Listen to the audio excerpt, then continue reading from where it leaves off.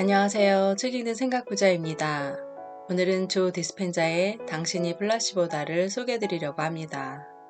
저자는 라이프 대학에서 카이로프랙틱을 전공하고 박사학위를 받았습니다.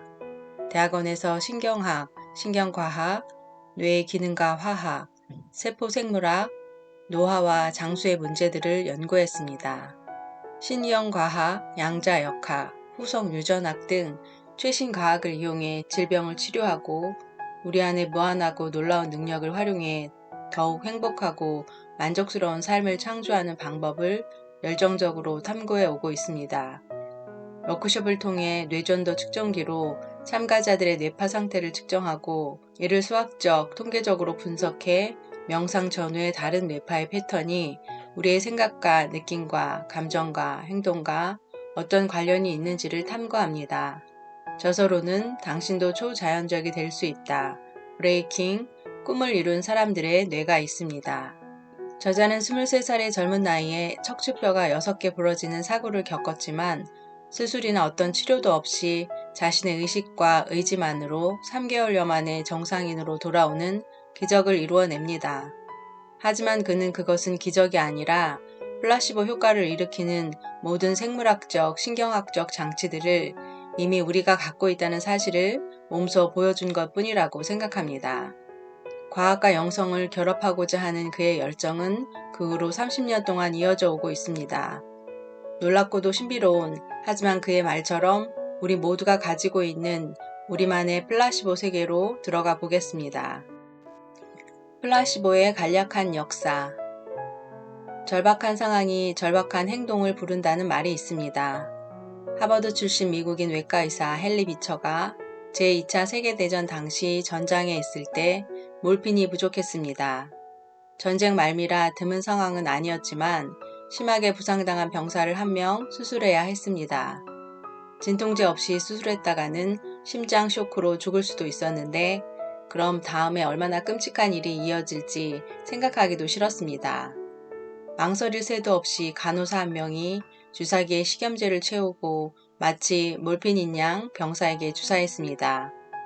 병사는 그 즉시 안정을 찾았습니다. 소금물 주사를 한 방 맞았을 뿐인데 실제 몰핀을 맞은 것처럼 반응한 것입니다. 비처는 수술을 시작했고 살을 째고 필요한 조치를 한 다음 다시 꿰매는 일을 모두 마취제 없이 끝냈습니다. 병사는 약간의 통증을 느꼈지만 쇼크를 받지는 않았습니다. 비처는 어떻게 소금물이 몰핀을 대신할 수 있는지 스스로도 의아스러웠습니다. 그때부터 야전병원에 몰핀이 떨어질 때 비처는 몰핀인 양 식염제를 투여했습니다. 그러면서 비처는 점점 플라시보의 힘을 확신하게 되었고 전쟁이 끝난 뒤 미국으로 돌아와 자신이 경험한 현상을 연구하기 시작했습니다.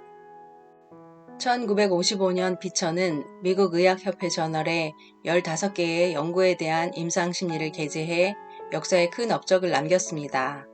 이 논문에서 비처는 플라시보의 커다란 의미를 밝힌 것은 물론 피험자들에게 실제 약과 위약을 무작위로 배당하는 의학 연구의 새로운 모델도 제시했습니다. 이 모델은 현재 무작위 비교 실험이라고 불리는데 강력한 플라시보 효과의 결과를 왜곡 없이 도출하는 장점이 있습니다.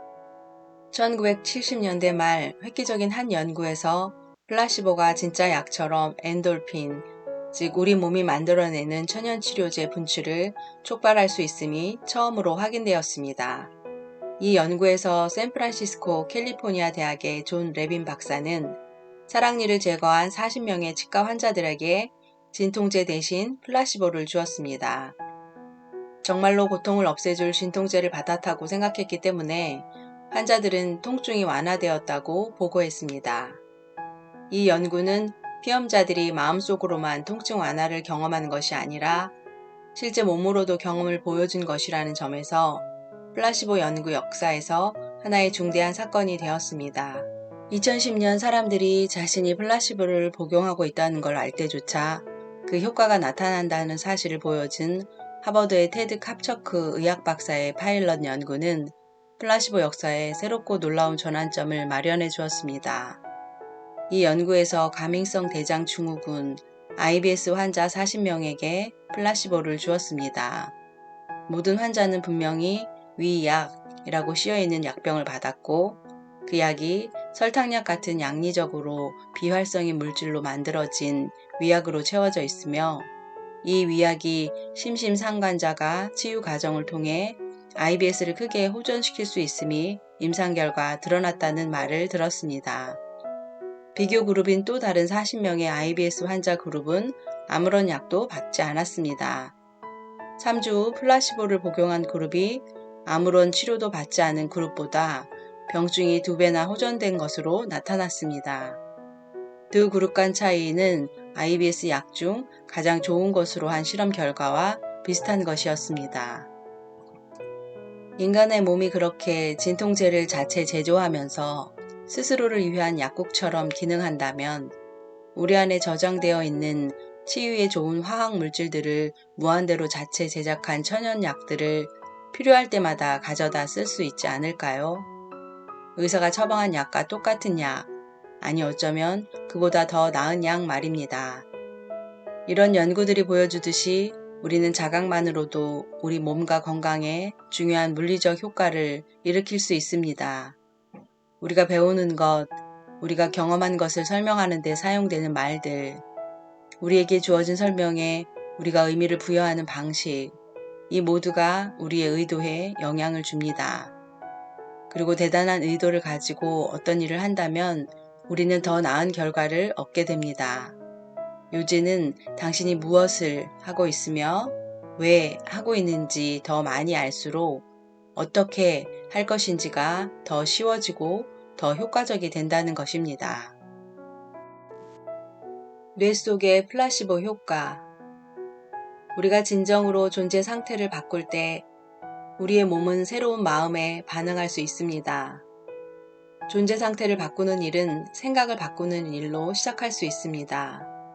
커다란 전뇌 덕분에 인간은 생각을 다른 어떤 것보다 더 실제하는 것으로 만들 수 있는 특권을 누리게 되었고 플라시보가 그 효력을 발휘할 수 있는 것입니다. 이 모든 과정이 어떻게 진행되는지 보기 위해서 우리는 조건화, 기대, 의미부여라는 세 가지 중요한 요소를 검토하고 조사해야 합니다. 플라시보 반응의 첫 번째 중요한 요소인 조건화는 매우 많이 경험한 것이기 때문에 그 과거의 기억, 예를 들면 아스피린 복용한 기억을 생리학적 변화, 즉 두통의 제거와 연결시키는 것입니다. 머리가 아플 때 실제로 당신은 내면에서 생리적 변화가 일어났음을 알아챕니다. 머리가 아픈 느낌. 당신이 자동으로 하게 될 다음 일은 외부 세계에서 뭔가를 찾아, 이 경우 아스피린, 내면 세계에게 변화를 주는 것입니다. 다시 말해 아스피린이라는 외부 환경에서 온 자극 혹은 신호가 하나의 특별한 경험을 만들고 그 경험이 생리적 반응 혹은 보상을 낳을 때 그것이 당신 내면의 환경을 바꿉니다. 그런 사건을 똑같은 과정으로 자꾸 반복하면 연상에 의해 외부의 자극이 아주 강해지거나 강화되고 그 결과 아스피린을 아스피린처럼 보이는 설탕약으로 대체해도 아스피린을 복용했을 때와 똑같은 내면의 반응, 즉 머리가 덜 아프게 되는 것을 자동으로 불러낼 수 있습니다. 이것이 플라시보가 작동하는 방식입니다. 플라시보 반응을 위한 두 번째 요소인 기대는 어떤 결과를 예측할 이유가 주어질 때 작동하기 시작합니다. 예를 들어 관절염 때문에 만성 통증에 시달리고 있는데 의사가 새로운 약을 주면서 통증을 줄여줄 것이라고 단정적으로 말할 때 우리는 의사의 말대로 그 약을 복용했을 때 뭔가 다른 일, 즉 더 이상 아프지 않는 것이 일어날 것이라고 기대합니다. 그때 우리는 의사의 암시에 감응한 것입니다. 그렇게 암시에 감응할 때 우리는 자연스럽게 우리 밖에 무엇, 새로운 약을 우리가 선택한 또 다른 가능성, 즉 통증 제거와 연결시킵니다. 마음속으로 가능성을 하나 집어들고 그 새로운 결과를 희망하고 예상하고 기대하는 것입니다. 우리가 선택한 그 결과를 감정적으로 받아들이고 포용할 때, 그 감정의 강도가 충분히 강할 때 우리의 뇌와 몸은 우리의 존재 상태가 고통 없는 상태로 바뀌었다는 상상만 하고 있더라도 그 일이 실제로 일어난 것으로 착각합니다. 뇌와 몸에게 그 둘은 같은 것이기 때문입니다. 우리는 마음으로 몸도 바꿀 수 있을 만큼 강력한 존재입니다. 플라시보 반응을 위한 세 번째 요소인 의미 부여가 추가되면 플라시보는 더 잘 작동합니다. 하나의 행동에 새로운 의미를 부여한다는 것은 배우의 의도를 더한다는 뜻입니다. 예를 들어 앞장에서 살펴본 호텔 청소부들은 자신이 매일 많은 육체 운동을 하고 있다는 사실을 알고 그래서 좋다는 점을 이해하자 자신이 일상적으로 하는 일에 더 많은 의미를 부여할 수 있었습니다. 그들은 청소기를 돌리고 물건을 닦고 문지른 것이 아니었습니다. 그들은 근육 운동을 하고 힘을 기르고 칼로리를 태우고 있었습니다. 운동의 좋은 점에 대해 연구원들로부터 교육을 받고 난 후 청소기를 돌리고 물건을 닦고 문지르는 일이 더 많은 의미를 갖게 되었기 때문에 일할 때 청소부들의 의도 혹은 목적은 단지 일을 끝내는 것에 머물지 않았습니다. 비교 집단 멤버들은 그들의 일에 그런 의미를 부여하지 않았습니다. 자신이 하는 일이 건강에 그렇게 좋을 수 있다는 걸 몰랐기 때문입니다. 플라시보 작동 방식도 마찬가지입니다.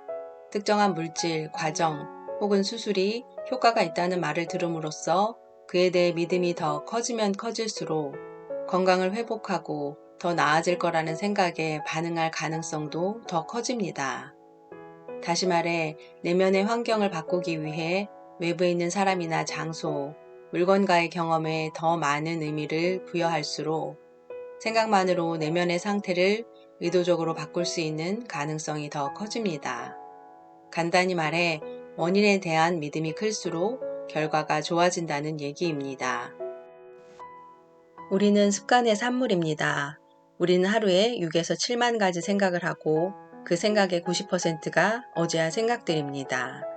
우리는 매일 침대의 똑같은 쪽에서 일어나고 욕실에서 똑같은 일을 보고 똑같은 방식으로 머리를 빗으며 똑같은 아침을 똑같은 의자에서 먹고 똑같은 사람들과 어떻게 하면 되는지 잘 아는 똑같은 일을 합니다. 그런 일을 마치면 우리는 서둘러 퇴근을 합니다. 그래야 빨리 저녁을 먹고 좋아하는 TV를 보고 어제와 같이 잠잘 준비를 하고 그래야 빨리 다음 날에도 똑같은 일들을 다시 할 수 있기 때문이죠. 매일 자동 인형처럼 살고 있다는 말처럼 들리나요? 그렇다면 정확하게 들은 것입니다. 같은 생각이 같은 선택을 이끕니다. 같은 선택이 같은 행동을 이끕니다. 같은 행동이 같은 경험을 창조합니다. 같은 경험이 같은 감정을 생산합니다. 그동안 당신이 선택해온 무의식적인 행동들에 대해 의식해야 하고 그 다음에 새로운 선택을 하고 새로운 행동을 하고 새로운 경험을 창조해야 합니다. 사람들은 대부분 기존의 성격을 그대로 갖고 있으면서 새로운 현실을 만들어 보려고 애를 쓰지만 그런 일이 될 리가 없습니다. 삶을 바꾸려면 말 그대로 다른 사람이 되어야 합니다. 우리가 한 가지 생각 혹은 경험을 충분히 반복할 때 우리의 뇌 세포들은 서로 간의 연결을 강화할 뿐 아니라 전체 연결의 수도 크게 늘립니다. 그때 뇌는 미시적으로 더욱 조밀해집니다. 이것은 생각만으로 즉각 새로운 유전자를 개인적으로 발현시킬 수 있다는 뜻입니다. 마음을 바꾸는 것만으로 그런 일이 일어납니다. 정신력의 문제인 것입니다. 배운 것을 충분히 반복할 때 우리는 다음에 그것을 기억하기 쉽게 뉴런들 사이의 소통을 강화해 두는 것입니다. 반복하지 않으면 시냅스 연결이 바로 사라지고 기억은 지워집니다. 그리고 새로운 생각, 선택, 행동, 습관, 믿음, 경험을 뇌 속에 붙잡아 두고 싶다면 그것들을 계속 업데이트하고 검토하고 기억하는 것이 중요합니다. 신경과학에 따르면 마음이란 곧 행동 혹은 일을 하고 있는 뇌를 뜻합니다. 마음을 연다는 것의 의미가 그렇습니다. 뇌가 다른 방식으로 일하게 만들 때마다 당신은 말 그대로 마음을 바꾸는 것입니다. 새로운 것을 배우고 새로운 경험을 할 때 우리는 말 그대로 우리의 뇌를 바꿉니다. 늘 똑같이 살 수밖에 없게 만드는 고정된 프로그램과 조건화의 사슬을 끊고 나오는 데는 상당한 노력이 필요합니다. 더불어 지식도 필요합니다. 새로운 성격이 되는 일에는 시간이 걸립니다. 변화의 강에 발을 들여놓을 때 옛 자아와 새 자아 사이에 빈 공간이 너무 불편해서 사람들은 대부분 그 즉시 다시 과거의 자아로 돌아가 버립니다. 우리가 그런 불편함을 느끼는 이유가 사실은 우리 뇌의 구조에 반복적으로 아로새겨진 자세, 믿음, 인식을 해제하고 있기 때문이라는 걸 이해한다면 우리는 그것을 견뎌낼 수 있을 것입니다. 우리가 지금 부모를 비롯한 이전의 세대들로부터 받은 유전자들을 수정하고 있음을 기억한다면 우리는 한껏 고치되어 목표에 집중할 수 있을 것입니다. 생각이 뇌와 몸을 바꾸는 법. 이제 당신이 생각을 하고 감정을 느끼고 사건을 경험할 때마다 그것이 즐겁든 스트레스를 주든 간에 당신 세포들의 후성 유전학적 작동을 담당하는 기술자가 다름 아닌 당신 자신임을 알게 되었을 것입니다. 당신의 운명을 조종하는 사람은 바로 당신 자신입니다. 미래의 어떤 결과를 진실로 집중하며 의도할 때, 그리고 그 과정에서 외부의 환경보다 내부의 현실을 더 현실처럼 만들 수 있다면 우리 뇌는 그 둘 사이의 차이를 분간하지 못하고 우리 몸, 즉 무의식적 마음은 바로 그 순간에 미래의 새로운 사건을 경험하기 시작합니다.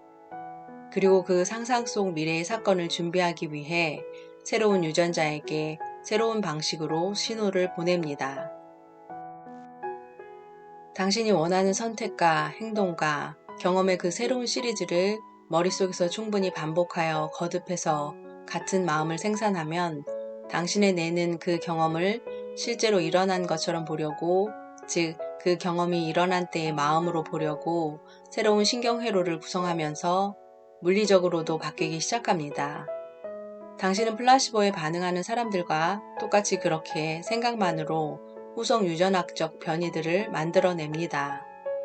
몸의 구조와 기능을 진짜로 바꾸는 것입니다. 그러면 그때부터 당신의 뇌와 몸은 똑같은 과거 속에 살기를 그치고 당신이 마음속에서 만들어낸 새로운 미래 속에서 살게 될 것입니다. 새로운 결과에 대한 꿈이나 운명을 머릿속으로 시연할 때 당신은 그 결과에 익숙해질 때까지 상상을 거듭합니다. 당신은 원하는 것을 얻으면 삶이 어떤 모습이고 어떤 기분이 들지를 스스로에게 상기시킵니다. 그 다음 당신의 관심에 따라 의도를 추가합니다. 다음, 당신은 그런 당신의 생각과 의도를 기쁨이나 감사 같은 고양된 감정 상태와 의식적으로 결합시킵니다. 그 일이 실제로 일어날 때 나타날 신경화학 물질이 당신 몸을 휩싸게 됩니다. 당신 몸이 미래의 경험을 미리 맛보게 되는 것입니다. 당신의 뇌와 몸은 삶에서 실제 경험을 하는 것과 그 경험에 대해 단지 생각만 하는 것의 차이를 구분하지 못합니다. 신경화학적인 면에서만 보면 둘이 전혀 다르지 않기 때문입니다.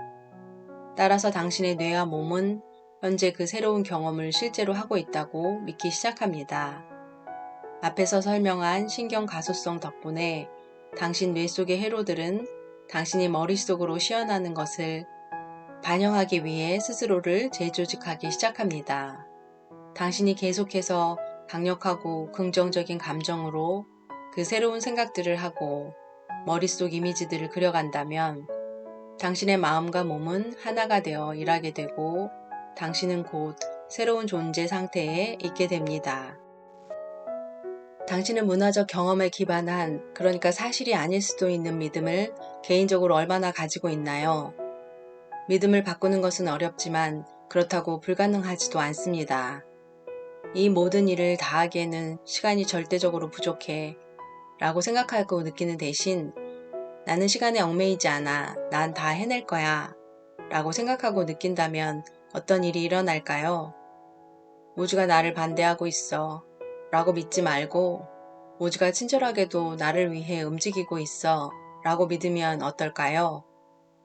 얼마나 멋진 믿음인가요? 우주가 당신을 위해 작동한다고 믿는다면 당신은 어떻게 생각하고 어떻게 거리를 걸어 다닐까요? 당신 삶이 그런 믿음으로 어떻게 바뀔까요? 믿음을 바꾸고 싶다면 먼저 그것이 가능하다는 사실을 받아들이는 것부터 시작해야 합니다. 그 다음 고양된 감정으로 에너지의 수준을 높여야 합니다. 마지막으로 당신의 몸이 그 변화를 인식하게 해야 합니다.